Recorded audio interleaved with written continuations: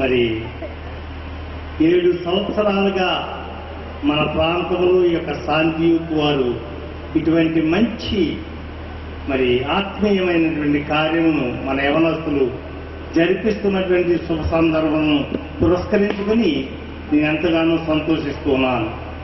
ఈ దినాన్ని దైవ సేవకులు ఇచ్చినటువంటి వర్తమానము, క్రిస్మస్ అంటే సమర్పణ. నిజంగా మన జీవితాల్లో సమర్పణ అనేటువంటిది చాలా ప్రాముఖ్యమని మరి ఒకసారి ఈ దినమున దేవుని సేవకుని ద్వారాగా బలమైనటువంటి వర్తమానం మనకు కనబడి ఉన్నది. ఒక మాటలో చెప్పాలంటే ఈ ప్రసంగం 3 గంటల పైబడి ప్రసంగించాలి. కానీ వారు, మీకు తెలుసా, మెట్రో ట్రైన్ అంటే భూమికి 10 గజాలు లేకపోతే 15 గజాలు పైనుంచి వెళ్తుంది. భూమి మీద పట్టాలని వెళ్ళదు, అది మహావేగంతో వెళ్తాడు. అంత స్పీడ్లో ఆయన ప్రసంగం చేస్తే ఒక 40 నిమిషాల్లో ఆయన ముగించుకుని వెళ్ళగలిగారు. కనుక ప్రభువుని ప్రియమైనటువంటి వాళ్ళారా, దేవుని యొక్క వాక్యం ఏమి సెలవిస్తున్నదంటే, సమర్పణ కలిగిన వారమై త్యాగపూరితమైనటువంటి జీవితాలు జీవిస్తూ మన సమాజానికి మేలుకరంగా ఉండాలని మరి ఒక మాట సెలవిస్తుంది దేవుని వాక్యంలో. కొరింథీ పత్రిక, కాగా ఎవడైనను క్రీస్తునందునడలా వాడు నూతన సృష్టి, పాతవి గతించెను, సమస్తమును క్రొత్తవాయెను. మన బ్రతుకులు గత వత్సరాలుగా మన వయసు ఎంత ఉన్నదో మనకు తెలుసు. ఈ వత్సరాలన్నింటిలో కూడా మనం ఎక్కడైనా తప్పిదనంతోనే బతికి ఉండవచ్చును. అయితే ఇప్పుడు క్రీస్తునందుండి నూతన అనుభవంతో ఈ ప్రాంతాన్ని వెలిగించే జ్యోతులుగా మీరు ఉండాలని, శాంతియుతమైనటువంటి నడవడితో సాగాలని, కేవలం శాంతి యూత్ అని పేరు కాక శాంతి మార్గములు నడుచుతూ నడిపించాలని ఈ నా శుభావచనలు పలుకుతూ ముగిస్తున్నాను. దేవుడు మిమ్మల్ని దీవించును గాక. కొప్పలవారిపేట మేనేజ్ చేసిన ఈ ఆర్గనైజర్స్ వాళ్ళ అందరికీ మన తరఫున కంగ్రాచ్యులేషన్స్ చెప్తున్నాను. ఎందుకంటే ఈ 7th యూత్ అరేంజ్ చేసిన ఈ విధానం ఒక ప్రొఫెషనల్ విధంగా అరేంజ్ చేశారు.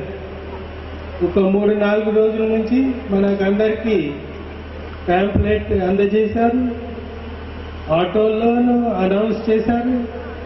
చక్కగా దీన్ని ఒక అందరూకి తెలియపరిచి అందరూ రావాలని ఈ ఉద్దేశంతో అని ఇది ఇంత ప్రొఫెషనల్గా వాళ్ళు చేసినందుకు మనం అందరము వారిని అభినందించాల్సిందే.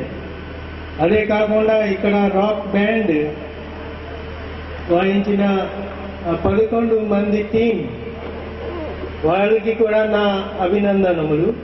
ఎందుకంటే వారు చెప్పిన విధంగానే వారు జీవితంలో కొన్ని కష్టాలు అనుభవించి వాటిని ఎదుర్కొని దేవుడి ఆశీర్వాదంతో వాళ్ళు పైకి వచ్చి ఇప్పుడు జీవిత కాలంలో ముందుకు సాగుతున్నారు. God bless them and congratulations to you all rock band team. Really I'm very happy. అయితే వాళ్ళందరి ఫోటోలు, మ్యారేజ్ ఈవెంట్స్ అన్ని కవర్ చేస్తున్నారు చక్కగా.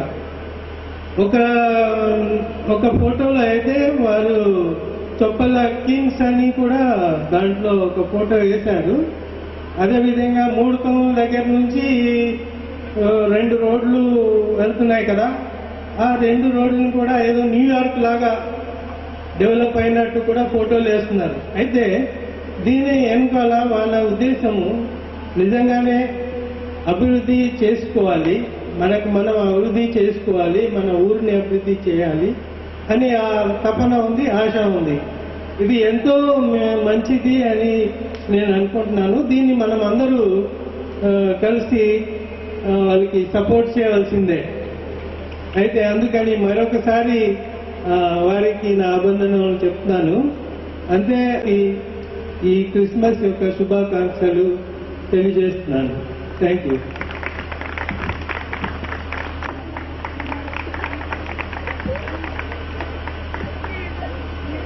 ప్రభునందు ప్రియులారా, మరి ఈరోజు ఈ క్రిస్మస్ ఆరాధన మరి 7వ సంవత్సరానికి రావడం దేవుని యొక్క కృప. మరి పిల్లలు చిన్న వయసులో ఉన్నప్పుడు మరి క్రిస్మస్ ఆరాధన జరిపించేవారు. నేను ఇప్పుడు స్టేజీ మీద నుంచి వస్తుంటే ఆ యొక్క క్రిస్మస్ ఆరాధనలో చిన్నప్పటి నుంచి జరిగించే ఈ యొక్క యూత్ ఇప్పుడు పెద్దోళ్ళు అయిపోయారులేండి, పిల్లలు తీసుకుని వచ్చారు, వాళ్ళందరూ ఇక్కడ కనపడుతున్నారు. నాకు చాలా ఆశ్చర్యమయ్యే విషయం ఏంటంటే ఈ క్రిస్మస్ ఆరాధనలు జరిగించినప్పుడు ప్రతి సంవత్సరం నేను వీళ్ళతో దెబ్బలాడుతూనే ఉన్నాను. ఎందుకు మీకు ఇవి చేయడం పనేంటి అని చాలా పోరాడుతూనే ఉన్నాను. మరి ఎందుకు ఇది ఒకళ్ళు అనుకుంటే జరిగేది కాదు. మా పిల్లలు మేము దేవుని కొరకు మంచి కార్యాలు చేస్తున్నాం. దీన్ని చేయడానికి అనేకులు మాకు మరి సలహా త్యాగం చేసే ప్రజలు ఉన్నారు, వాళ్ళ కొరకు మేము చేస్తున్నాము అని అనేవారు. నేను అనుకున్నాను, ఎక్కడ క్రిస్మస్ ఆరాధనలు చూసినా ఏదో ఒక రకంగా జరుగుతూ ఉంటాయి. మరి కుర్రోళ్ళు అందరూ మందు, ఎంజాయ్, ఈ పలావు ఇవి అనుకునేవాడిని. నాకు కూడా అలాంటి వార్తలు పట్టుకొచ్చిన చెవులేసేవారు. ఇక నేను మార్కెట్లో ఉండేవాడిని. కానీ ప్రస్తుతానికి నేను పరీక్షిస్తే అవన్నీ ఒట్టివనే మరలా తెలిసేది. కానీ ఏదేమైనప్పటికీ దేవుని కొరకు మరి ఈరోజు విన్న వాక్యం, నేను 30 సంవత్సరాలుగా దేవుని వాక్యం ఇస్తున్నాను, వింటున్నాను, క్రిస్మస్లు జరిగిస్తున్నాను. కానీ ఆర్భాటాలు దృష్టి మీద నాకు ఎక్కువ ఉండదు, వాక్యం ప్రాముఖ్యత. నేను ప్రార్థించింది ఏంటంటే 3 ఐటమ్స్ కరెక్ట్గా రావాలి. యోసేపు సాక్ష్యం, మరియా సాక్ష్యం, యేసు ప్రభు వారి యొక్క సాక్ష్యం ప్రార్థన చేశాను. కరెక్ట్గా ఈ యవ్వనస్తులకి ఈ వాక్యం కరెక్ట్గా ఇప్పించాలి ఈ సంవత్సరం అని ప్రార్థించిన రీతిగా దేవుడు ఒక్క పొల్లు ఒక్క మాట తప్పిపోకుండా దేవుడు ఈ మాటలు అందించారు. ఈ వాక్యం నాకు కూడా ఒక ఆశీర్వాదకరంగా ఉంది. రాబోయే దినాల్లో దేవుని కొరకు ఈ యొక్క శాంతి యూత్ చేసేటువంటి మంచి పనులు, మరి వీళ్ళు కూడా ఇటువంటి యోగ్యులుగా మరి వాళ్ళు కూడా బిషప్పులుగా, అపోస్తలుగా అవ్వాలని నా ఆశ. దానికన్నా మించింది లేదు. ఇప్పుడు జోసెఫ్ ప్రకాష్ గారు కోటేశ్వరుడు అంటే మరి ఆయనకున్నదంతా ఖర్చు పెట్టి ఎంతో సేవ చేస్తూ ఉంటారట. మరి నేను విన్న సాక్ష్యం అది. మరి అంత మంచి సేవకుడు. మరి ఇక్కడ పాటలు పాడుతున్నటువంటి మరి యొక్క యూత్ యవనస్తులు కూడా ఒక పాస్టర్ గారి యొక్క కుమారులు వీళ్ళిద్దరూ మరి తండ్రికి సేవలో సహాయపడుచు మరి ఒక్క దినము కూడా ఖాళీగా ఉండకుండా మన మధ్యకి వచ్చి పరిచర్య చేస్తున్నారు. ఈ రోజంతా దైవ సమక్షంలో దైవ కార్యముగా నేను దీన్ని ఉద్దేశిస్తున్నాను. మనమందరము దేవుని యొక్క నిజమైన క్రిస్మస్ ఆనందాన్ని మనం పొందాలని మాటలంతటితో నేను ముగిస్తున్నాను. 7వ శాంతి యూత్ క్రిస్మస్ ఆరాధనను జరిపించుకుంటున్నటువంటి యూత్ వారికి క్రిస్మస్ శుభాకాంక్షలు తెలియజేస్తూ ఉన్నాను. క్రిస్మస్ యొక్క ఉద్దేశము, ఆదిలో మానవుడు దేవుడు ఏదైతే చేయొద్దన్నాడో అది చేసి మానవుడికి దేవునికి కలిగినటువంటి ఆ ఎడబాటును మరలా తిరిగి ఆ ఎడబాటును పూడ్చాలని దేవాది దేవుడు ఈ లోకానికి వచ్చాడు. మనమందరము కూడా రక్షింపబడి ఆయన యొక్క మార్గంలో నడిచి ఆయన ఆజ్ఞలను గైకున్న వారమై దేవునిని మహిమపరచాలని దేవుడు ఆశపడుతున్నాడు. అలాంటి యోగ్యత మనం సంపాదించుకుని దేవుని చెప్పినట్టుగా జీవిస్తూ ఇలాంటి క్రిస్మస్ ఆరాధనలు రాబోయే దినాల్లో మరిన్ని జరిగించాలని యూత్ వారికి నేను తెలియజేస్తూ ఉన్నాను, వారిని ఆశీర్వదిస్తూ ఉన్నాను. అపొస్తలుల కార్యములు 17వ అధ్యాయం 30వ వచనంలో ఒక మాట ఉంది, ఎవరైనా చెప్పగలరా? ఆ అజ్ఞాన కాలంలో దేవుడు చూచి చూడనట్టుగా ఉండేను, ఇప్పుడైతే అంతటను అందరూ మారు మనసు పొందాలని దేవుడు మనుషులకు ఆజ్ఞాపించుచున్నానని అక్కడ తెలియజేస్తూ ఉన్నాడు. కాబట్టి అది అజ్ఞాన కాలం. ఆ కాలం దేవుడు ఒక లెక్కలేదు. ప్రజల సంఖ్య యేసుక్రీస్తుడే క్యాలెండర్ మొదలైంది.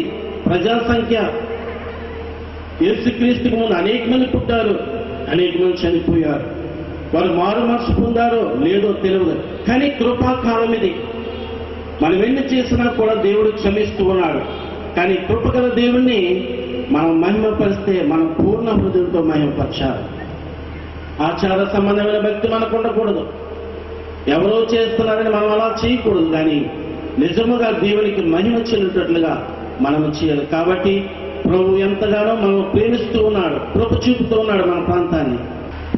స్టేజ్ మీద ఉన్న నలుగురు ముఖ్య వ్యక్తులు కూడా కేక్ని కట్ చేయవలసిందిగా కోరుచున్నాను.